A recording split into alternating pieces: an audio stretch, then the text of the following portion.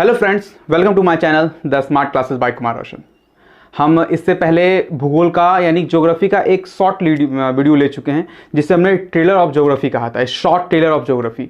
वहाँ हमने आपको बताया था, वहाँ हमने आपको सिखाया था कि ज्योग्राफी पढ़ने का तरीका क्या होना चाहिए। वहाँ हमने ये देखा था कि प्रकृति से हमारी दोस्ती कैसी होती है और हम कैसे उससे दोस्ती निभाते हैं। वहाँ संपूर्ण जानकारी हमने वहाँ पर देखी थी। अगर आपने मेरा वो वीडियो नहीं देख रखा है तो इस वीडियो को स्टार्ट करने से पहले आप वो वीडियो ज़रूर देख लें, क्योंकि अगर वो वीडियो अगर समझ में आ गई, यानी कि वो ट्रेलर थी ज्योग्राफी की, अगर वो ज्योग्राफी का ट्रेलर समझ में आ गया तो मैंने आपको लास्ट क्लास में बताया था कि ज्योग्राफी नाम का यानी भूगोल नाम का जो फिल्म है जो वो पूरी की पूरी आपको समझ में आएगी। लेकिन उसके लिए मैंने जो लास्ट वीडियो बनाई थी वो ट्रेलर आपको देखनी जरूरी है ज्योग्राफी की। हमें ये समझना है कि ज्योग्राफी में जो बातें हम पढ़ने वाले हैं वो किन बातों को पढ़ने वाले हैं और पृथ्वी या फिर ज्योग्राफी में जो बातें दी गई हैं वो हमारे जीवन के लिए कितना अहम है। जब तक हमारे दिल पे कोई बात नहीं लगेगी ना, तब तक हम किसी बात को सीरियस लेते नहीं हैं। और हमने उस क्लास में आपको बताया है, उस वीडियो लेक्चर में आपको बताया है कि कैसे ज्योग्राफी में पढ़े जाने वाली बातें हमारे दिल पे लगती हैं। उनमें जो बातें बताई जाती हैं वो बातें कैसे, हम उन बातों का संबंध हमारे जीवन से कैसे है, कैसे उनके सहारे हम जीते हैं, कैसे हम उनके सहारे मरते हैं। यानी आज अगर पर्यावरण विनाश हो रहा है, तरह तरह की बीमारियां हम पे हावी हो रही है, ऑक्सीजन की कमी हो रही है, तो इसमें सबसे बड़ा कारण किसका है, कौन इसका उत्तरदायित्व है, सब हमने वहां बात की थी। और हमने देखा था वहां पे पेड़ के कुछ रिश्तों को, पेड़ की दोस्ती को, कि कैसे दोस्ती मानव से या अन्य जीव जंतुओं से वो निभाता है। खुद ऑक्सीजन देने के चलते यानी और अन्य जीव प्राणियों को ऑक्सीजन की मात्रा कम ना जाए, इसीलिए वो खुद कार्बन डाइऑक्साइड लेके हमें ऑक्सीजन देता है। हम उसे कितनी तकलीफ पहुंचाते हैं तब भी वो ऑक्सीजन देना नहीं छोड़ता। हमने वहां ये भी देखा था कि कुछ 4-5 पौधे या 4-5 प्रकार के पेड़ जो होते हैं वो भारी मात्रा में ऑक्सीजन देते हैं, इसीलिए उनमें वैज्ञानिकों ने ये कह दिया कि उनमें भगवान पाए जाते हैं, भगवान का रूप होता है उनमें, तो उनको हम काटने की बजाय उनकी हम पूजा करते हैं। तो ये बातें हमने लास्ट वीडियो में देख ली थी और मैंने कहा था कि अगली जो वीडियोस आने वाली हैं उनमें जब तक वो बातें आपको समझ में नहीं आएगी तब तक आगे वाली वीडियोस आपको समझ में नहीं आएगी। तो अगर आपने वो वीडियो नहीं देखा है तो मैंने उसका लिंक इस डिस्क्रिप्शन में दे दिया है, इस वीडियो के डिस्क्रिप्शन में, वहां जाके इस वीडियो को आप देख लीजिए। उसके बाद इस क्लास को कैरी ऑन कीजिए। आज हम पढ़ने वाले हैं उससे आगे संसाधन। देखिए रिसोर्सेज सबसे इंपॉर्टेंट थिंग्स, लेकिन इनमें जो बातें इनकॉर्पोरेट की गई है, इनमें जो बातें ली गई हैं वो बातें 10th के बीटीसी बुक से ली गई हैं, इसीलिए उस बात को मैं ज्यादा डिस्क्लोज करना चाहता हूं और मैं समझाना चाहता हूं। लेकिन आज के वीडियो के बाद मैं विश्वास देता हूं आपको कि इस चैप्टर का कोई भी कंसेप्ट, कोई भी क्वेश्चन आपके दिमाग में आसानी से आ जाएगा। किसी भी क्वेश्चन को आप अपने ढंग से हल कर सकते हैं। तो चलिए ज्यादा समय बर्बाद ना करते हुए चलते हैं अपने कंसेप्ट की ओर और पहले क्लास में हम जानने की कोशिश करते हैं कि संसाधन है क्या।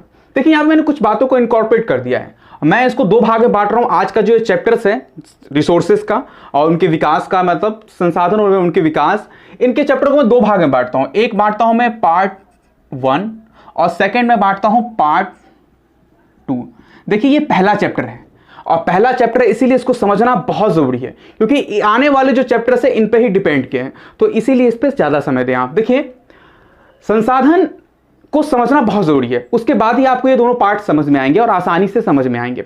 सबसे पहले बात करते हैं हम संसाधन की, रिसोर्सेज क्या है। देखिए बता दूं मैं आपको कि दुनिया में जो भी चीजें हैं, याद रखिएगा, दुनिया में जो भी चीजें हैं इस पृथ्वी पे, चाहे ऊपर चाहे नीचे, नीचे मीन्स धरातल के नीचे जो भी चीजें हैं, जैसे खनिज वनिज, ऐसे आप समझ गए होंगे मेरे कहने का मतलब। दुनिया में जो भी चीजें हैं, अगर उन चीजें से आपको सहायता मिलती है, अगर वे चीजें आपकी आवश्यकता को पूरी करते हैं, ध्यान दीजिएगा, दुनिया में जो भी चीजें हैं इस पृथ्वी पर या पृथ्वी के अंदर गर्भ में, वो चीजें अगर आपको सहायता प्रदान कर रही हैं या फिर उनसे आपकी आवश्यकता पूर्ति हो रही है तो वो आपके लिए संसाधन कहलाएंगे। देखिए सिंपल सी बात है, ये मार्कर मेरे लिखने का काम आ रहा है तो ये संसाधन है मेरे लिए। नीचे से निकलने वाले पेट्रोल, डीजल, सोना, चांदी इंसान की आवश्यकताओं को पूरा करती हैं तो वो भी संसाधन है। दुनिया में हर एक चीज संसाधन है जो एक इंसान एक की आवश्यकता को वो पूरी करते हैं, ठीक है। तो यानी आवश्यकता की पूर्ति के लिए जो भी चीजें हम उपयोग में लाते हैं वो सारे के सारे संसाधन कहलाते हैं। ये बात आप हमेशा याद रखिएगा। तो संसाधन समझने में कोई लॉजिक नहीं है, आप इतना जान लीजिए कि संसाधन मीन्स कि जो भी चीजें हमारी आवश्यकताओं को पूरा करती है वो संसाधन कहलाती। लेकिन एक बात याद रखिएगा, वे संसाधन कभी नहीं कहलाती, वे संसाधन कभी नहीं कहलाती जो है लेकिन हम उसे उपयोग में नहीं ला सकते, वो संसाधन कभी नहीं कहलाते। जैसे फॉर एग्जांपल किसी धरती के नीचे पेट्रोल और डीजल है, वैसे पेट्रोल और डीजल तो निकाला जाता है, लेकिन मान लीजिए किसी धरती के नीचे पेट्रोल और डीजल, लेकिन वहां से निकालने का उसको रास्ता नहीं है, हमारे पास ऐसी टेक्नोलॉजी नहीं है जिसके माध्यम से उसको हम निकाल पाए, तो वो अंदर जो पेट्रोल डीजल है वो आपके लिए संसाधन नहीं हुआ। क्यों? क्योंकि वो जो अंदर जो पेट्रोल और डीजल है आपकी आवश्यकता को पूरा बिल्कुल नहीं कर सकते, यानी कि आपकी जरूरत को वो पूरा नहीं कर सकते, इसीलिए उस संसाधन की कैटेगरी में नहीं आएंगे। हां, जिस दिन आप उसको निकाल लोगे टेक्नोलॉजी के माध्यम से, वो उस दिन संसाधन की श्रेणी में आ जाएगा। तो आई होप आपको बात समझ में आ रही होगी। संसाधन क्या है? संसाधन मींस कि वे सभी वस्तुएं, वे सभी चीजें जो आपकी आवश्यकताओं को पूरा करती हैं, वो आपकी आवश्यकताओं को पूरा करती है, वो संसाधन की श्रेणी में आती हैं। देखिए सिंपल सी बात है, अगर हम कहें कि आपकी आवश्यकताओं को पूरा करती है, अगर आपसे पूछा जाए क्या आप एक मानव, एक मनुष्य, क्या वो भी संसाधन है? बिल्कुल है संसाधन। आप सोचिए बात, आप एक मानव हैं, ठीक है, आप एक मानव हैं, तो आप क्या करते हैं? अपनी बुद्धि का प्रयोग करके विभिन्न विभिन्न प्रकार की वस्तुएं बनाते हैं। आज दुनिया में जो भी वस्तुएं हैं मानव निर्मित वस्तुएं, जिसे मानव ने बनाया है उसे तो मानव ने बनाया है, और वो बनाए हुए मानव के द्वारा बनाई गई वस्तु दूसरे व्यक्ति की आवश्यकताओं को पूरा करती है। तो बनाया किसने? मानव ने। इसका मतलब मानव के कारण भी वस्तुओं के, दूसरे व्यक्तियों की आवश्यकता की पूर्ति होती है, तो मानव के कारण, इसीलिए मानव भी एक संसाधन है। कभी कभी एग्जाम में क्वेश्चन आता है कि आप सिद्ध करें कि मानव एक ऐसा संसाधन है, कैसे? तो बता दिया मैंने आपको कि मानव अपनी बुद्धियों के प्रयोग से जो वस्तुएं का निर्माण करता है, वो वस्तुएं किसी न किसी की आवश्यकताओं को पूरा करती हैं। तो इसका मतलब मानव की भी आवश्यकता है इसमें, इस संसार में, इस पृथ्वी पर तो है, इसके लिए मानव भी एक संसाधन है। अब देखिए बात आती है संसाधन के प्रकार की। देखिए यहाँ पे, वैसे मैंने यहाँ पे 2 पार्ट में लिया हुआ, वैसे एग्जाम का ये सिलेबस है, इसलिए मैंने इसको सोचा कि डिस्क्लोज मैं कर दूं, ठीक है, तो मैंने इसलिए इसको पार्ट बाय पार्ट ले लिया है। लेकिन मैं इससे पहले आपको एक बात और समझा देना चाहता हूं। जब हम संसाधन पढ़ रहे हैं तो संसाधन बेसिकली 2 प्रकार के होते हैं, एक प्राकृतिक संसाधन नेचुरल रिसोर्सेज, एक आर्टिफिशियल रिसोर्सेज, यानी कि एक मानव निर्मित संसाधन। अब ये आर्टिफिशियल और मानव निर्मित क्या होता है? देखिए होता क्या है, कहने का मतलब है कि दुनिया में जब आप जन्म लिए तो आपको कुछ ऐसे संसाधन पहले से ही थे जिसे आपने बनाया नहीं। जब आप जन्म लिए तो पृथ्वी पर वो पहले से ही मौजूद थे, जिसे हम प्राकृतिक संसाधन कहते हैं। प्राकृतिक संसाधन कहते हैं जैसे जैसे जैसे सूरज का प्रकाश, हवा, जल, वायु, पानी, जो भी चीजें हैं जिसे आप नहीं बना सकते, उन चीजों को हम प्राकृतिक संसाधन कहते हैं। नेचुरल रिसोर्सेज के नाम से हम उसको जानते हैं, ठीक है। तो ये प्राकृतिक संसाधन के बिना आपका जीवन संभव नहीं है। आप बिना कपड़े पहने, बिना कहने को मतलब गाड़ी से चले आप कुछ दिन रह सकते हैं, लेकिन सांस लिए, पानी पिए, सूरज के प्रकाश के बिना, जो भी वातावरण है, पर्यावरण है, इसके बिना आप जीवित नहीं रह सकते। तो कहने का मतलब है प्राकृतिक संसाधन एक अलग चीज है। अब मानव निर्मित संसाधन पे आते हैं। मानव निर्मित संसाधन मीन्स कि मानव अपनी बुद्धि का प्रयोग करके प्राकृतिक संसाधनों के प्रयोग से, प्राकृतिक संसाधनों के प्रयोग से जो नई नई चीजों का, वस्तु का निर्माण करता है अपनी आवश्यकता को बनाने के लिए, वे संसाधन मानव निर्मित संसाधन कहलाते हैं। अगर आप लिख रहे हैं तो बातों को लिख लें, क्योंकि मैं लिखाने वाला काम कम करता हूं, समझाने वाला काम ज्यादा करता हूं।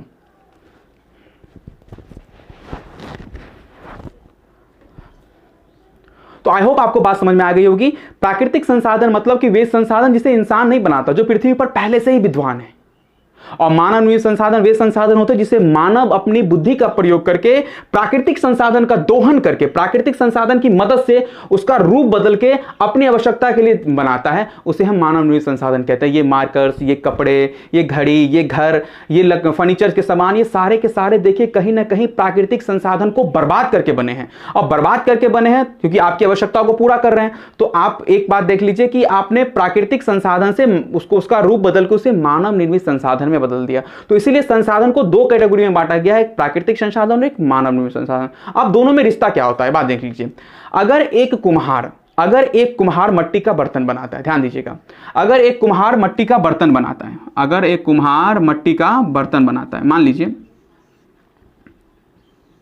बर्तन बनाता है, तो इसने मट्टी का बर्तन बनाया। चूंकि मट्टी का बर्तन एक मानव निर्मित संसाधन है, लेकिन ये बिनी है मिट्टी से। तो इसका मतलब है ये जो आपने बर्तन बनाया कुम्हार ने, ये मानव निर्मित संसाधन है। लेकिन बनी किससे? मिट्टी से। तो इसका मतलब ये कंफर्म है कि कोई भी मानव निर्मित संसाधन आप बनाते हो अधिकांशतः वो सारे के सारे प्राकृतिक संसाधन को बर्बाद करके उनका उपयोग करके बनाया जाता है। तो अब मैं ये बातें क्यों कह रहा हूं? मैं ये बात इसलिए कह रहा हूं कि आप ये समझें, आप अपनी आवश्यकता के लिए मानव निर्मित संसाधन अधिक से अधिक मात्रा में बनाओगे। हाँ, तो इसका मतलब है जितनी ज्यादा आप मानव निर्मित संसाधन अपनी आवश्यकता के लिए बनाओगे संसाधन, उतना अधिक प्राकृतिक संसाधन घटेगा। हाँ या ना? जितने अधिक मटके बनाओगे उतना अधिक मिट्टी घटेगा, जितने अधिक फर्नीचर के सामान बनाओगे उतनी अधिक वन लकड़ियां घटेगी, बर्बाद होंगे। हाँ या ना? आप दुनिया में कोई भी एग्जाम्पल आप देख सकते हैं, प्राकृतिक संसाधन को बर्बाद करने के बाद, दोहन करने के बाद, उसका उपयोग करने के बाद, उनका रूप बदलने के बाद ही मानव निर्मित संसाधन हमें प्राप्त होता है।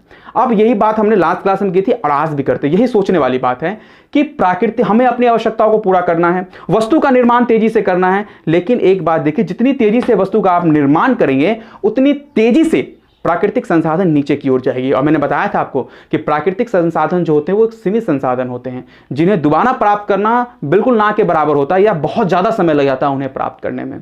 ठीक है, वो एक बार अगर दूषित हो जाए तो उन्हें साफ करना मुश्किल है। अगर वो एक बार खराब हो जाएं, एक बार बर्बाद हो जाएं, तो उन्हें ठीक करना, उन्हें मजबूत करना बिल्कुल आपके बस में नहीं है। तब आपको कोरोना ऐसी बीमारी, ऑक्सीजन की कमी, ऑक्सीजन लेवल का घटना, इन समस्याओं का सामना आपको करना पड़ेगा। अब देखिए, इसका मतलब है कि प्राकृतिक संसाधन और मानव निर्मित संसाधन में उल्टा संबंध होता है। उल्टा मतलब क्या? उल्टा कहने का मतलब है कि मान लीजिए कि प्राकृतिक संसाधन आपने बढ़ाया तो इसका मतलब मानव निर्मित संसाधन घटेगा। अगर आप प्राकृतिक संसाधन को बढ़ाना चाहते हैं तो आपकी आवश्यकता की वस्तु बनेगी नहीं, यानी मानव निर्मित संसाधन घटेगा। लेकिन अगर आपने मानव निर्मित संसाधन को बढ़ाया, यानी आप जो आवश्यकता की वस्तु अगल बगल में देखते हैं आप अपने लिए, वो अगर बढ़ाओगे तो इसका मतलब प्राकृतिक संसाधन घटेगा। यानी उल्टा संबंध होता है, एक बढ़ेगा दूसरा घटेगा, दूसरा बढ़ेगा पहला घटेगा। तो इसका मतलब ये हुआ कि आपको यही बात तो समझनी है कि कोई एक ऐसा रास्ता निकालें जो मानव निर्मित संसाधन यानी आपकी आवश्यकता भी पूरी हो और प्राकृतिक संसाधन घटे भी ना। ऐसे कुछ रास्ते आपको निकालने होंगे। तो मेन भूगोल में हमको यही पढ़ना है कि ऐसा कोई रास्ता है क्या? ऐसा कोई रास्ता है जहां विकास भी हमारा रुके, हम अपनी आवश्यकता की पूर्ति के लिए सामान भी बनाएं, लेकिन हमारा प्राकृतिक संसाधन घटे भी ना? ऐसी कोई जरूरत का रास्ता है? तो ये रास्ता हम भूगोल के अंदर पढ़ेंगे कि कौन सा ऐसा रास्ता है जिसे भूगोल के अंदर अपनाया जा सकता है। तो बेसिकली आपको संसाधन का मतलब समझ में आ गया होगा। संसाधन क्या है? दुनिया की जो भी चीजें आपकी आवश्यकताओं को पूरा करती है वो संसाधन कहलाती है। आप हवा ले रहे हैं, आपकी आवश्यकता सांस लेनी है, तो सांस आप हवाओं से ले रहे हैं, इसलिए हवा आपके लिए संसाधन है। ये अगल बगल में जो लाइट्स जल रही हैं, ये रोशनी के लिए रोशनी की आवश्यकताओं को पूरा कर रही हैं, इसीलिए लाइट्स, ये रोशनी मेरे लिए संसाधन है। तो आई होप आपको संसाधन समझ में आ गया होगा। लेकिन वे संसाधन नहीं है जो आपको दिख रहे हैं संसाधन है, लेकिन आपके उपयोग में नहीं आ सकते, आपकी आवश्यकताओं को पूरा नहीं कर सकते, वो आपके लिए संसाधन कभी नहीं हो सकते। हाँ, लेकिन अगर उसको किसी तरह से टेक्नोलॉजी के माध्यम से अगर उसे आप अपने उपयोग के लिए बदल सकते हो तो वो आपके लिए संसाधन कहलाएंगे। तो चलिए, अब संसाधन की बातों को समझने के बाद हम चलते हैं अपने नेक्स्ट टॉपिक की ओर, जो हमारे बुक का टॉपिक है संसाधनों का वर्गीकरण। तो चलिए फ्रेंड, अब देखते हैं हमारे बुक का टॉपिक संसाधनों का वर्गीकरण। मतलब संसाधनों को कैसे कैसे बांटा गया, कौन से संसाधनों क्या कहते हैं क्या नहीं कहते। संसाधन का मतलब आपको समझ में आ गया होगा क्लियरली, कोई उसमें प्रॉब्लम नहीं है। अब आइए देखते हैं यहां पे संसाधन के संसाधन को जो बांटा गया वो 4 भागों में बांटा गया है। एक उत्पत्ति के आधार पर, नाम से ही सारा बात स्पष्ट है, याद करने की कोशिश मत कीजिए, आप समझिए। उत्पत्ति मतलब बनावट, उत्पत्ति मतलब बना कैसे है। तो उत्पत्ति के आधार पर जैव अजैव, उपयोगिता के आधार पर नवीनीकरण और अवनीकरण, उपयोगिता के आधार पर नवीकरणीय और अनवीकरणीय, ठीक।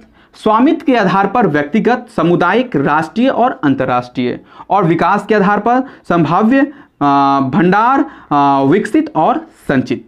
ये आपके जो भी हैं ये प्रकार हैं। आपने बांटा है संसाधनों को अपने बुक के अकॉर्डिंग, बुक में आपके ऐसे ऐसे वर्गीकृत किए, मतलब बांटे गए हैं। तो इनको एक एक करके समझ लेते हैं ताकि आपको दिक्कत ना हो। देखिए, सबसे पहले बात है उत्पत्ति के आधार पर। उत्पत्ति आधार का मतलब जहां से ये संसाधन बना है, उत्पत्ति मतलब बना है, उसके आधार पर संसाधन 2 प्रकार के होते हैं। एक जैविक संसाधन, जैव संसाधन सॉरी, और एक अजैव। देखिए, जैव अजैव का मतलब क्या होता है, सिंपल सी बात है। जैव मतलब जो जिनमें जान हो, जिनमें सजीव के सारे लक्षण हो, वो जैव कहलाता है। और अजैव मतलब जिनमें सजीव के कोई भी लक्षण ना हो, और जिनमें सजीव के लक्षण नहीं होते वो निर्जीव कहलाते हैं। तो कहने का मतलब है कि जो सजीव चीजें होती हैं, जो सजीव चीजें होती हैं वो अगर मानव की आवश्यकताओं को पूरा कर रही हैं तो मानव के लिए संसाधन कहलाएंगे, और मानव के लिए वो संसाधन कहलाएंगे, इसका मतलब वो कौन संसाधन होंगे? जैव संसाधन होंगे। तो जैव संसाधन मतलब कि वे सजीव वस्तुएं या वे सजीव प्राणी जो मानव की आवश्यकताओं को पूरा करती हैं, जिनमें सजीव के सारे गुण होते हैं, वो जैव संसाधन कहलाते हैं। जैसे मनुष्य, पेड़, उसके बाद ये मछलियां, ये मछली पालन, मुर्गे पालन, ये जो भी जिनमें जान होती है, ये मानव की आवश्यकताओं को पूरा करती हैं, तो ये सब जैव संसाधन के अंतर्गत आता है। और सिंपल बात है, इसका रिवर्स, इसका उल्टा अजैव संसाधन, मतलब कहने का मतलब जिनमें सजीव के लक्षण ही नहीं होते लेकिन वो मानव की आवश्यकताओं को पूरा करते, इसलिए तो वो संसाधन है। तो जैसे मान लीजिए चट्टान, पत्थर, कहने का मतलब है जो भी चीज आप देखते हैं जिनमें जान ना हो, ठीक है, तो वे मानव के लिए अजैव संसाधन होंगे। मिट्टी कौन संसाधन है? अजैव, क्योंकि उनमें जान तो है नहीं। चट्टान, पत्थर, पहाड़ें, ये सब क्या हैं? ये सब बेजान है, उनमें जान नहीं है, इसीलिए वो अजैव के अंदर आएंगी। तो आई होप जैव अजैव का मतलब, सजीव और निर्जीव का मतलब आपको समझ में आ गया होगा। अब बात करते हैं उपयोगिता के आधार पर। यह आपने बचपन में भी पढ़ा होगा, नवीकरणीय और अनवीकरणीय। अब नवीकरणीय का मतलब क्या होता है, पहले इसका मतलब समझ लीजिए, इसका अर्थ समझ लीजिए कि इस नवीकरणीय का मतलब क्या होता है। नवीकरणीय का मतलब होता है जिसको आप फिर से नया बना सके। नवीकरणीय का मतलब होता है जिससे फिर से आप नया, जब चाहे तब नया आप बना सकें। अगर मान लीजिए ये कपड़ा मेरा है और कपड़ा मेरा फट जाए तो मैं चाह के मार्केट से खरीद सकता हूं, तो कपड़ा पुनः मेरे पास शर्ट आ जाएगा।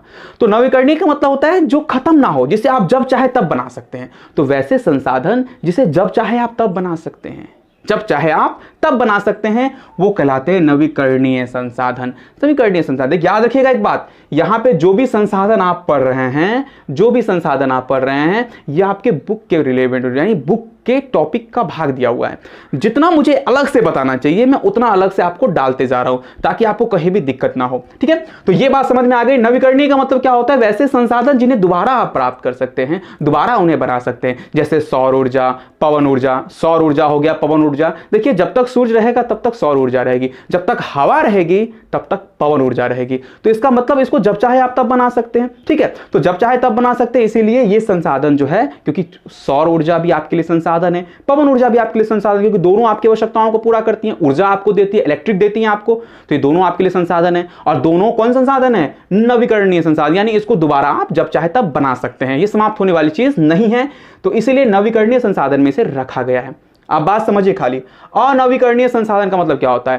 अनवीकरणीय संसाधन का मतलब क्या होता है दोस्त? इसका मतलब होता है जिसे आप दोबारा नहीं बना सकते, सिंपल सी बात है, जिसे नया आप नहीं बना सकते, या फिर नया बनाने में कई हजार वर्ष लग जाते हैं इसको, या ना के बराबर आप बना सकते हैं, ठीक है। तो ऐसे संसाधन को अनवीकरणीय संसाधन कहा जाता है, जिसे आप दोबारा नहीं बना सकते। जैसे कोयला, ईंधन, जो भी चीजें हैं, पेट्रोल, डीजल, इसको आप बहुत जल्दी प्राप्त नहीं कर सकते, कितने हजार वर्षों के बाद ये तैयार होता है, या फिर ना के बराबर तैयार होता है। तो इनको अगर एक बार आपने समाप्त कर लिया तो दोबारा इनको प्राप्त करना मुश्किल हो जाता है। अगर आपकी पीढ़ी ने इसको खत्म कर लिया तो अगली पीढ़ी के लिए मुश्किल हो जाएगा। लेकिन नवीकरणीय संसाधन जो होते हैं वो अगर आपकी पीढ़ी ने खत्म किया तो अगली पीढ़ी के लिए भी बचा रहेगा, क्योंकि ना सूरज खत्म होगा, ना उसकी ऊर्जा खत्म होगी, ना पवन खत्म होगा, ना उसकी ऊर्जा खत्म, उनसे बनने वाली ऊर्जा खत्म होगी, ठीक है।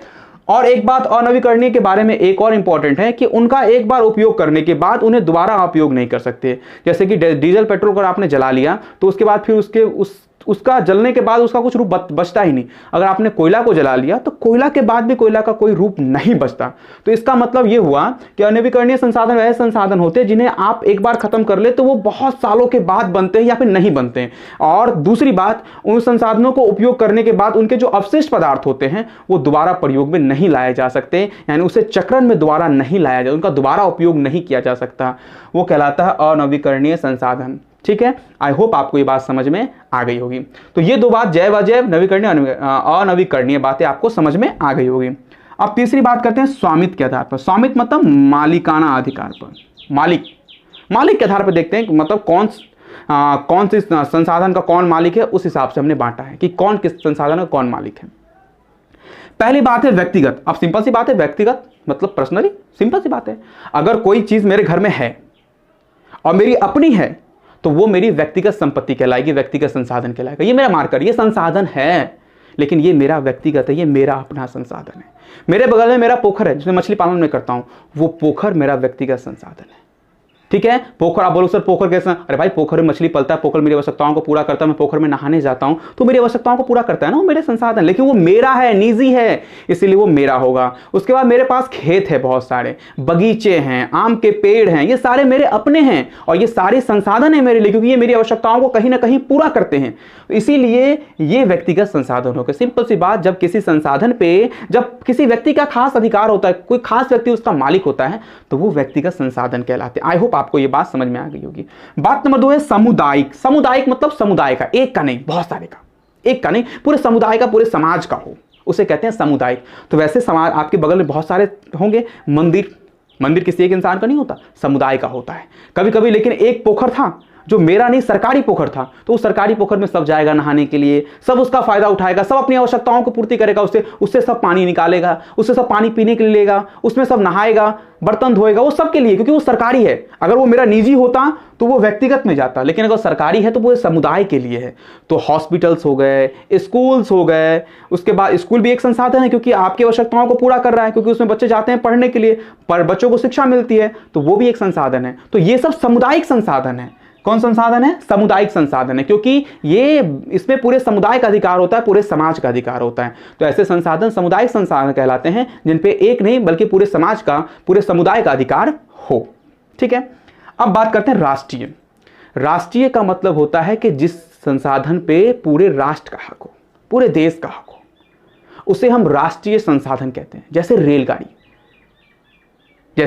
रेलगाड़ी या सरकार के द्वारा बनाए कुछ नियम, सरकार के द्वारा कोई भी नियम या कोई भी चीज, सरकारी संपत्ति कोई भी है, वो एक सरकारी संसाधन है, मतलब एक राष्ट्रीय संसाधन है, क्योंकि उस पे राष्ट्र के सभी व्यक्तियों का अधिकार होता है। ट्रेन पे आप चढ़ते हैं मान लीजिए, और ट्रेन पे जब आप चढ़ते हैं तो ट्रेन पे आप सब चढ़ सकते हैं, वो आपकी संपत्ति अकेले नहीं है। आपने आज ट्रेन कटाया, उस टिकट के लिए आप मालिक है, फिर जब ट्रेन आपको स्टेशन पे छोड़ देगी उसके बाद वो ना ट्रेन आपकी, ना टिकट आपका, ना सीट आपकी, तो वो पे सब व्यक्ति का अधिकार होता है। इसीलिए वो राष्ट्रीय संपत्ति यानी राष्ट्रीय संसाधन के माध्यम से वो जाना जाता है। ठीक है, जिससे पूरे राष्ट्र का हो, जिसे पूरे राष्ट्र का मालिक हो, मतलब कि पूरा राष्ट्र के व्यक्ति जो हो उसके मालिक हो। तो ऐसी संपत्ति जो होती है, वो जो सरकारी संपत्तियां होती हैं अधिकतर, वो राष्ट्रीय संसाधन के नाम से जानी जाती है। अब बात आती है अंतरराष्ट्रीय संसाधन। ये क्या होता है? इसको समझने के लिए एक बात आपको जानना होगा, अंतरराष्ट्रीय संसाधन क्या होता है। देखिए, मान लीजिए ये भारत की सीमा है, मान लीजिए, या फिर ऐसा समझिए, भारत का ऐसा नक्शा होता है दक्षिण की ओर जहां पे समुद्र होते हैं, ये भाग जो होता है वो समुद्र से घिरा होता है। देखिए भारत की सीमा कहां तक होती है, बात को समझिए। भारत की सीमा, ना कि ये जो आप मैप देख रहे हैं ये भारत की सीमा है, ना कि इतनी भारत की सीमा होती है। अब इसके बाद समुद्र होता है, इनके बाद पानी है, दक्षिण एरिया में समुद्र है, ये पानी है, और पानी के 200 किलोमीटर तक, कितना किलोमीटर तक? 200 किलोमीटर तक उस देश का अधिकार होता है जिस देश की सीमा होती है। यानी कहने का मतलब है, इस तटीय क्षेत्र से 200 किलोमीटर समुद्र जहां तक पहुंचेगा वहां तक भारत का कब्जा होगा, ये भारत का कब्जा होगा। ऐसा भारत के साथ नहीं, और देशों के साथ भी होता है, क्योंकि आप सीमा तो जमीनी बांट सकते हो, समुद्री सीमा तो बांट नहीं सकते। तो समुद्री सीमा लोग कैसे बांटता है? समुद्री सीमा कैसे बांटता है? तो जहां से उसके देश के चिपक के समुद्र चल रहा है, यानी जहां से बन रहा है तटीय क्षेत्र, वहां से 200 किलोमीटर तक आपका क्षेत्र है। 200 किलोमीटर ये भारत का राज चलेगा, यहां पे भारत की सेना नेवी काम करती है। और 200 किलोमीटर के बाद ये क्षेत्र जो होता है वो अंतरराष्ट्रीय संगठन के बाद आ जाता है, अंतरराष्ट्रीय संगठन के हाथ में चला जाता है। मान लीजिए कि इस समुद्र के तट के नीचे पेट्रोल और डीजल निकला इस 200 किलोमीटर के अंदर, तो ये कौन सी संसाधन होगा, राष्ट्रीय या अंतरराष्ट्रीय? तो आप बोलोगे सर राष्ट्रीय, क्योंकि 200 किलोमीटर तो भारत का राज है, क्योंकि समुद्री सीमा के 200 तटीय क्षेत्र से लेके 200 किलोमीटर तक समुद्र में वो उस देश की सीमा होती है जिस देश से वो सटा हुआ होता है। तो 200 किलोमीटर के अंदर, अगर मान लीजिए 200 किलोमीटर के अंदर अगर पेट्रोल डीजल मिला तो ये राष्ट्रीय संसाधन हुआ। लेकिन मान लीजिए 200 किलोमीटर के बाद अगर कोई निकला, पेट्रोल डीजल का खान निकल गया या किसी चीज के अंदर में खान निकल गया, तो वो ना इस देश का होगा ना दूसरे देश का होगा। ये किसका होगा? ये अंतरराष्ट्रीय संस्थाएं होती हैं जो समुद्र में, मतलब जो देश की सीमा से अलग होती है, बीच जो किसी के देश की सीमा में समुद्र नहीं होते, उन समुद्रों से अंतरराष्ट्रीय सीमा, अंतरराष्ट्रीय संगठन के जो लोग होते हैं वही केवल उनका उपयोग कर सकते हैं, वही उन संसाधनों का प्रयोग कर सकते हैं। कोई देश उनका प्रयोग नहीं कर सकता। कोई देश उनका प्रयोग अपने 200 किलोमीटर की सीमा तक ही कर सकता है, उसके बाद अगर कुछ आता है, संसाधन कोई प्राप्त होते हैं, तो वो संसाधन अंतर्राष्ट्रीय संगठन यानी जो विदेशी संगठन होते हैं वही उनको उपयोग कर सकते हैं। तो वैसे संसाधन क्या होते हैं? अंतर्राष्ट्रीय संसाधन कहलाते हैं। आप कोई पूछे अंतर्राष्ट्रीय संसाधन क्या है, तो सिंपल सी बात है कि वैसे संसाधन जो समुद्री तट से 200 किलोमीटर के बाद पाए जाते हैं वो अंतर्राष्ट्रीय संसाधन कहलाते हैं, क्योंकि उन पे किसी देश या किसी राष्ट्र का हक नहीं होता, वो उनकी सीमा से बाहर हो जाते हैं, तो उस पे अंतर्राष्ट्रीय संस्थाओं का हक होता है। इसीलिए उस संसाधन को हम अंतर्राष्ट्रीय संसाधन के नाम से जानते हैं। तो आई होप आपको ये बातें समझ में आ गई होगी। वीडियो को पोस्ट करके आप लिख भी सकते हैं अगर लिखना चाहें आप तो। अब बात करते हैं विकास के आधार पर। विकास के आधार पर संभाव्य, उसके बाद है विकसित, उसके बाद है भंडार और उसके बाद है संचित। विकास के आधार पर मतलब जैसे कैसे कैसे विकास हुआ है संसाधन का। जब आदि मानव के काल में था तो इतना संसाधन का विकास नहीं हुआ। जैसे जैसे इंसान आगे बढ़ते जा रहा है संसाधन का भी विकास होते जा रहा है। तो उस विकास के आधार पर भी संसाधन को 4 भागों में रखा गया। ज्यादा समय नहीं लूंगा, फटाफट समझाता हूं क्या होता है।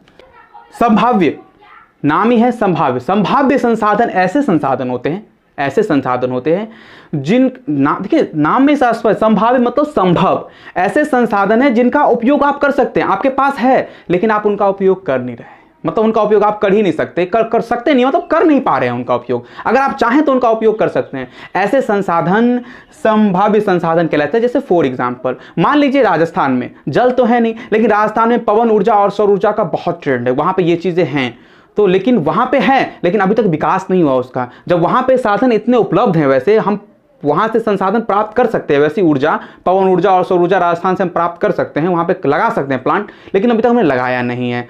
तो वैसे संसाधन जो हम प्राप्त कर सकते हैं लेकिन अभी तक हमने प्राप्त नहीं किया है, नहीं कर पाए हैं, नहीं कर सके, उनमें हमारा विकास नहीं हो पाया है, उनका अभी तक विकास नहीं हो पाया है, तो वैसे संसाधन को हम संभाव्य संसाधन के रूप से जानते हैं। दूसरा है विकसित संसाधन, सीधा उसका उल्टा, यानी वैसे संसाधन भी है हमारे अगल बगल में जिसपे हमने पूरा प्रशिक्षण कर लिया है और उसको अपने उपयोग में भी ला लिया है, और हम ये भी जान गए हैं कि वो कब खत्म होगा कब नहीं, उसके बारे में पूरी जानकारी हमने प्राप्त कर ली है। तो वैसे संसाधन विकसित संसाधन, नाम ही है विकसित, विकास कर चुका है, अभी तक विकास पूरा हो चुका है, तो वैसे संसाधन विकसित संसाधन कहलाते हैं, क्योंकि उसके बारे में हमने पूरी जानकारी प्राप्त कर ली है, वो हमारे उपयोग में भी आ गया है और हमने ये भी पता लगा लिया कि वो कब खत्म होगा कब नहीं खत्म होगा, कैसे उसको बचाए काम करना है, कैसे खर्च करना है, ये सारी जानकारी जिन संसाधनों के बारे में हमें पता लग जाती है वैसे संसाधन विकसित संसाधन कहलाते हैं। आप जो भी अभी अगल बगल में अपनी मतलब जो भी अगल बगल में आप अपनी आवश्यकताओं को पूरा करने के लिए आप जो भी संसाधन का प्रयोग कर रहे हैं वो विकसित के अंदर आ गया है, ठीक है, वो विकसित में। अब भंडार का मतलब क्या होता है? भंडार का मतलब जानते ही हैं आप, भंडार का मतलब जमा करके रखना। भंडार का मतलब जमा करके रखना। भंडार मतलब जमा मतलब कि वो कहीं पे जमा है भंडार के रूप में। देखिए यहाँ पे भंडार और संचित दोनों का मतलब एक ही होता है। भंडार का मतलब क्या होता है? देखिए भंडार का मतलब क्या होता है? भंडार का मतलब होता है कि आपने उन चीजों को नहीं देखा या फिर उन चीजों का आप प्रयोग नहीं कर पा रहे, तो धीरे धीरे वो जमा होते होते होते होते वो बहुत सारी हो गई, बहुत ज्यादा हो गई, तो वो भंडार हो गया। आप उपयोग करना चाहते हैं लेकिन आप उपयोग नहीं कर रहे हैं। और संचित का मतलब क्या है? आप कुछ हल्का फुल्का बचा बचा के रख रहे हैं, वो संचित कहलाता है। मान लीजिए आपके पास है, आपने कुछ रख लिया बचा के, वो संचित कहलाता है। लेकिन भंडार का मतलब क्या? आप खाना चाह रहे हैं, आपको भूख लगी है लेकिन उसको खा नहीं पा रहे हैं, तो नहीं खा पा रहे तो बताओ वो जमा होकर रहेगा, वो भंडार होते चल जाएगा, वहां पे बहुत सारी चीजें होते चल जाएगी, बहुत सारी चीजें जमा होते चल जाएंगे, उसे हम भंडार कहते हैं। दोनों में ये अंतर है। संचित को हम अपने मन से रखते हैं और भंडार अपने आप रह जाता है, उसे हम खत्म नहीं कर पाते, तब वो भंडार बन जाता है। तो भंडार में वैसे संसाधन आते हैं जिनका उपयोग करने के लिए हमारे पास टेक्नोलॉजी है ही नहीं, जिनका हमारे पास उपयोग करने के लिए हमारे पास टेक्नोलॉजी बिल्कुल नहीं है। अगर टेक्नोलॉजी होती तो भंडार में वैसे वैसे चीजें आती हैं, वैसे वैसे संसाधन हैं जिनका प्रयोग करके अपनी आवश्यकताओं को हम पूरा कर सकते थे, लेकिन वैसे संसाधन हमारे पास नहीं है। फॉर एग्जाम्पल मैं एग्जाम्पल बताता हूं, जैसे जल जो आप पीते हैं वो हाइड्रोजन और ऑक्सीजन का एक यौगिक है।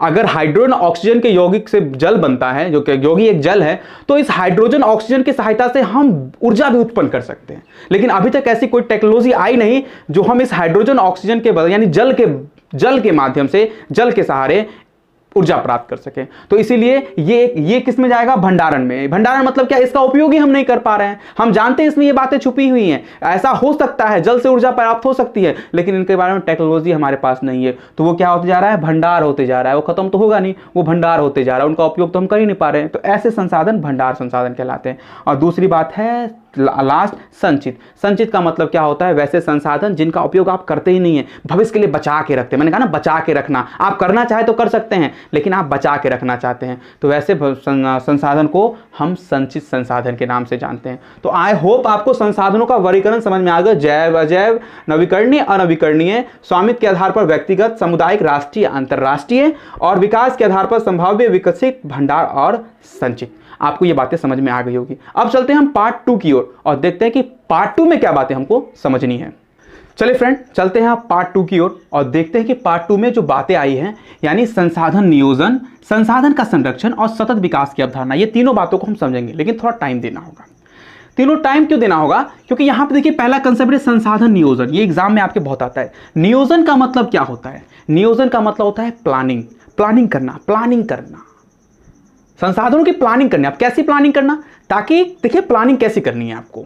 देखिए होता क्या, पर बात समझिए आप, कि जो भी भारत में क्षेत्र हैं, बहुत सारे राज्य हैं या जो भी क्षेत्र हैं, उन राज्यों में प्रचुर मात्रा में सभी संसाधन उपयुक्त नहीं है। कहीं कोई संसाधन ज्यादा है तो कहीं कोई संसाधन कम है, या कहीं कोई संसाधन है ही नहीं। जैसे राजस्थान की बात हम करें तो राजस्थान में पवन ऊर्जा और सौर ऊर्जा के संसाधन, मतलब अगर वहां ऊर्जा उत्पन्न की जाए तो आप कर सकते हैं, है, लेकिन वहां पे जल नहीं है, वहां पे वन नहीं है, वनस्पति नहीं है। तो कहने का मतलब है, ऐसे कई राज्य हैं जहां पे एक संसाधन प्रचुर मात्रा में, लेकिन अन्य संसाधन वहां पे नहीं है। तो आपको प्लानिंग करनी है, आपको समझना है, आपको सोचना है, आपको विचार करना है कि वहां के संसाधन, जहां पे कोई भारी मात्रा में संसाधन है, उनको उठा के आप ले आए, उनको वहां बर्बाद ना होने दे, उनका उपयोग कहीं और करें, और जो उस क्षेत्र में संसाधन नहीं है उनको वहां तक पहुंचाया जाए। इनको कहते हैं सही उपयोग करना। देखिए मान लीजिए कि अगर मान लीजिए राजस्थान में जल नहीं है, तो जल नहीं है तो जहां पे जल है वहां से जल राजस्थान तक पहुंचाया जाए, ताकि वहां पे उसकी आवश्यकता की पूर्ति हो जाए। और राजस्थान में मान लीजिए पवन ऊर्जा का बहुत बड़ा स्रोत है, तो पवन ऊर्जा, वहां पे ऊर्जा पैदा की जाए, वहां से ऊर्जा को दूसरे राज्यों तक पहुंचाया जाए। तो इसे कहते हैं संसाधन नियोजन, यानी संसाधन का नियोजन करना, संसाधन के लिए प्लानिंग करना, ताकि हर क्षेत्र में बराबर बराबर संसाधन हो। अगर मान लीजिए किसी क्षेत्र में कोई संसाधन ज्यादा है, अगर उसको वहां से हम नहीं लाते हैं, या तो क्या करेंगे वो लोग, वहां पे जितना आवश्यकता है उतना तो लेंगे, बाकी वो क्या हो जाएगा, बर्बाद हो जाएगा। तो प्लानिंग का मतलब क्या होता है? प्लानिंग का मतलब होता है किसी चीज को आप बर्बाद ना होने दें, उसका सही यूज करें। तो इसका मतलब विभिन्न जगहों पे जो अनेक प्रकार के संसाधन, कहीं पे भारी मात्रा में है तो कहीं पे है ही नहीं सही प्रकार के संसाधन, तो उनको ऐसे आप नियोजित करें, ऐसे प्लानिंग करें, ताकि जो जहां पे ज्यादा है वहां से दूसरे जगह आ जाए, और जहां पे जो चीज कमी है उसको दूसरे जगह से वहां पे पहुंचा दिया जाए। यानी स्पष्ट रूप से कहें कि संसाधन नियोजन का मतलब होता है कि किस संसाधनों का, प्राकृतिक संसाधनों का विवेकपूर्ण उपयोग। विवेकपूर्ण उपयोग का मतलब क्या? जितनी आवश्यकता है उतना उपयोग करें, और बाकी कहीं और जगह आवश्यकता तो वहां दे दें। जिस चीज की आवश्यकता की कमी है दूसरे जगह से आप तक पहुंच जानी चाहिए, आप तक वहां पे आ जाए, आप उसका उपयोग कर लें। इसे कहते हैं विवेकपूर्ण उपयोग। और ये विवेकपूर्ण उपयोग आप तभी कर पाओगे जब संसाधन का आप नियोजन करोगे, संसाधन के लिए आप प्लानिंग करोगे। तो आई होप आपको संसाधन नियोजन का मतलब समझ में आ गया होगा। समझ में आ गया होगा? बिल्कुल समझ में, क्लियरली समझ, कोई इसमें सोचने समझने वाली बात नहीं है। प्लानिंग करना है कि हर क्षेत्र में संसाधन नहीं है बराबर मात्रा में, से किसी क्षेत्र में, किसी राज्य में कोई संसाधन भारी मात्रा में है तो कोई संसाधन बिल्कुल नहीं है, तो वहां से वो संसाधन ले आए और वहां पे वो जो संसाधन कमी वहां पहुंचा दें। तो ऐसा प्लानिंग करना ही संसाधन नियोजन कहलाता है। तो संसाधन नियोजन की परिभाषा क्या हुई? किसी भी प्राकृतिक संसाधन का आप अगर विवेकपूर्ण उपयोग कर रहे हैं, अच्छे से उसका उपयोग कर रहे हैं, सही ढंग से उसका उपयोग कर रहे हैं, तो वो संसाधन नियोजन कहलाता है। संसाधन का संरक्षण। अब देखिए संरक्षण का मतलब क्या होता है? संरक्षण का मतलब होता है बचाना। बचाना मतलब कि संसाधन को संरक्षण करना। यह बहुत इंपॉर्टेंट है, क्योंकि प्राकृतिक संसाधनों का संरक्षण करना बहुत जरूरी है। अगर हम संरक्षण नहीं करेंगे तो आने वाले समय में हमारे प्राकृतिक संसाधन बचेगा नहीं, और जब नहीं बचेगा तो हम विकास नहीं कर पाएंगे, हमारी पीढ़ी आगे बढ़ नहीं पाएगी, हम तरफ तरफ के बढ़ेंगे, हजार प्रकार की बीमारियां हमारे अंदर आएगी। तो इसलिए संसाधन का संरक्षण करना बहुत जरूरी है। संसाधन का संरक्षण कई प्रकार से होता है। जैसे मान लीजिए कहीं पे संसाधन बर्बाद हो रहा है, तो उसको आगे आपने बचा लिया, तो संसाधन आपने संरक्षण कर लिया। आप जिस संसाधन का प्रयोग कर रहे हैं, आपको जितना ही उपयोग है आप उतना ही उसको खर्च करें, तो ये भी एक संसाधन संरक्षण है। जैसे मान लीजिए कि आपको एक बाल्टी पानी में ही काम हो जाएगा, तो नल से आप 10 बाल्टी पानी ना निकालें। अगर आपको एक बाल्टी से पानी होगा तो एक ही बाल्टी पानी का उपयोग करें, 9 बाल्टी पानी तो आपने बचा लिया, तो वो भी संसाधन संरक्षण में आएगा। लेकिन संसाधन को बचाने के लिए लड़ाई लड़ना, कई प्रकार के आंदोलन हुए, ये भी संसाधन संरक्षण है। वर्षा हो रही है, उसके पानी को आपने नदी में बहने से रोका, उसके पानी को आपने संचित करके रखा, चाहे पोखर के माध्यम से या जल संभर के किसी भी माध्यम से आपने उस पानी को संचित करके रखा, तो ये भी एक जल संसाधन संरक्षण है। किसी भी संसाधन को आप संरक्षित करके रखते हैं। मान लीजिए व्यापारी वन को काट रहे, आपने वन काटने से रोका, संसाधन संरक्षण है। आपने पेड़ लगाए, पेड़ लगाना भी एक संसाधन संरक्षण है। तो किसी भी एंगल से, किसी भी रास्ते से अगर संसाधन को आप बचाने की कोशिश कर रहे हैं तो वो सारे रास्ते आपको संसाधन संरक्षण तक पहुंचाएंगे। उन सारे रास्तों का मतलब संसाधन संरक्षण है, उन सारी प्रक्रियाओं का मतलब संसाधन संरक्षण है। किसी भी माध्यम से समझ में आ गई होगी, आई होप। किसी भी माध्यम से अगर आप संसाधन को बचाने की कोशिश कर रहे हैं तो वो संसाधन संरक्षण कहलाएगा। कई आंदोलन सरकार ने लड़ी, कई आंदोलन हम लोगों ने भी लड़े, कई आंदोलन हमारे पूर्वजों ने भी लड़ा। किसको बचाने के लिए? पर्यावरण को बचाने के लिए। आपको पता होगा एक चिपको आंदोलन, चिपको आंदोलन क्यों किया गया था? पेड़ों को बचाने के लिए। तो वहां पे देखिए संरक्षण हुआ किसका? संसाधन का। ठीक है। अब नर्मदा बचाओ आंदोलन, वहां पे नदी को बचाने के लिए। तो कई प्रकार के आंदोलन सरकार ने भी लड़े ताकि पर्यावरण संरक्षित हो। तो आंदोलन लड़ना ही संसाधन संरक्षण नहीं कहलाता।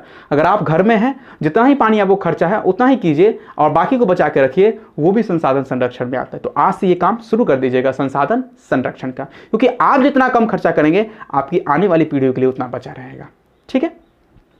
अब बात करते हैं सतत विकास की अवधारणा। ये इंपॉर्टेंट है। सतत विकास, देखिए सतत और विकास का मतलब क्या होता है? सतत का मतलब होता है हमेशा, हमेशा, और विकास का मतलब जानते हैं कि आगे की ओर बढ़ना।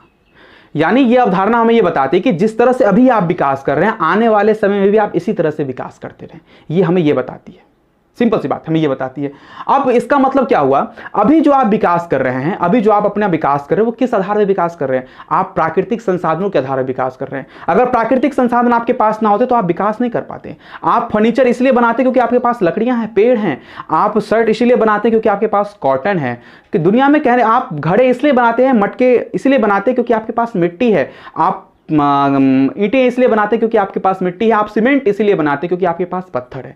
अगर मान लीजिए ये सब आप उपयोग करने लगे, अपना विकास आप करने लगे, तो ये धीरे धीरे ये तो घटेगा। और जब ये घटेगा तो आने वाले समय के लिए, पीढ़ियों के लिए तो ये बचेगा ही नहीं। क्या आने वाले पीढ़ियों के लिए बचेगा? नहीं बचेगा। तो क्या होगा? आने वाली पीढ़ी का विकास कर पाएंगे? क्या वो घर बना पाएंगे, वो ईंट बना पाएंगे, वो कपड़े बना पाएंगे, वो फर्नीचर बना पाएंगे? नहीं बना पाएंगे, क्योंकि आप तो सारा खत्म कर दोगे। तो सतत विकास की अवधारणा बताती है, ठीक है आप विकास कर रहे हैं, ठीक है, लेकिन भावी पीढ़ी के लिए, यानी आने वाली पीढ़ियों के लिए, अपने बच्चों के लिए आप प्राकृतिक संसाधन को बचा के रखें। अगर ऐसा करते हैं आप, तो वो सतत विकास की अवधारणा कहलाती है। ऐसे कई अवधारणा है, कई एग्जाम्पल है। फॉर एग्जाम्पल मान लीजिए ऊर्जा के लिए अभी हम कौन सा इस्तेमाल कर, सरकार के द्वारा बनाई गई बिजली, जिसमें कोयला और पानी का बहुत ज़्यादा खपत होता है। अगर मान लीजिए अपने घर में आप पवन ऊर्जा, सौर ऊर्जा का इस्तेमाल करने लगे, तो वो तो बचेगा ना। आपकी आवश्यकता, आपका विकास नहीं रुका। ऊर्जा आपको वहां से मिलती थी, यहां से मिलती है। अब आपने क्या करना शुरू कर दिया? कौन सा ऊर्जा लेना शुरू कर दिया? नवीकरणीय। यानी कहने का पवन ऊर्जा और सौर ऊर्जा से अपना काम, पंखा चला रहे, टीवी चला रहे, जो चला रहे हैं। अब कम से कम पानी और कोयला तो बचा नहीं बचा। तो ऐसे आपको ऐसा रास्ता ढूंढना होगा जिससे प्राकृतिक संसाधन भी बचे और आपका विकास भी हो। तो ऐसी अवधारणा को हम कहते हैं सतत विकास की अवधारणा। बात क्लियर हो गई होगी, बात आपको समझ में आ गई होगी कि संसाधनों को भविष्य के लिए बचा के रखना। अगर लिख रहे हैं तो लिख लीजिए, संसाधनों को आने वाली पीढ़ियों के लिए बचा के रखना, ताकि आने वाली पीढ़ी भी अपना विकास कर पाए। इस अवधारणा को हम सतत विकास की अवधारणा कहते हैं, क्योंकि जिस हिसाब से अभी आप खराब कर रहे हो ना संसाधन को, आने वाली पीढ़ी के लिए नहीं बचेगा। तो नहीं बचेगा तो विकास नहीं कर पाएंगे। तो इसी को सोचिए आप कि आने वाली पीढ़ी भी विकास करे, इसलिए उसके लिए प्राकृतिक संसाधन थोड़ा बचा के रखिए। ठीक है। आई होप आपको दोनों पार्ट समझ में आ गया होगा, और मैं उम्मीद करता हूं कि बहुत अच्छे समझ में आया होगा। अगर वीडियो अच्छी लगी हो तो वीडियो को शेयर जरूर कीजिएगा। अगर चैनल पर नए हो और पढ़ाने का तरीका पसंद आए तो चैनल को सब्सक्राइब जरूर कीजिएगा। बाकी अगर पढ़ाने का तरीका अगर समझ में नहीं आया, नहीं अच्छा लगे, तो आप कमेंट कर दीजिएगा। सब्सक्राइब करने की आपको जरूरत नहीं है। हो सकता है मैं सुधार और लाऊं, या फिर जो बातें छूट गई हैं वो बातें मैं करूं। अब इसके बिहाफ पे, यानी इस जो भी आपने पढ़ा है, इसके बिहाफ पे आप जहां से क्वेश्चन आपको बनाना है आप बनाइए, चुटकी में बनेगा। खासकर 10th क्लास के बच्चे, आपको कोई भी क्वेश्चन नहीं छूटने वाला। अगर छूट रहा है तो कमेंट बॉक्स में कमेंट करें, नेक्स्ट वीडियो में उसको मैं डाल दूंगा अगर कोई कंसेप्ट छूट गया है तो। आई होप आपको ये सारी बातें समझ में आ गई होगी। तो मिलते हैं कुछ अगले और ज्योग्राफी के नए चैप्टर्स के साथ, कंसेप्ट के साथ। तब तक के लिए बाय।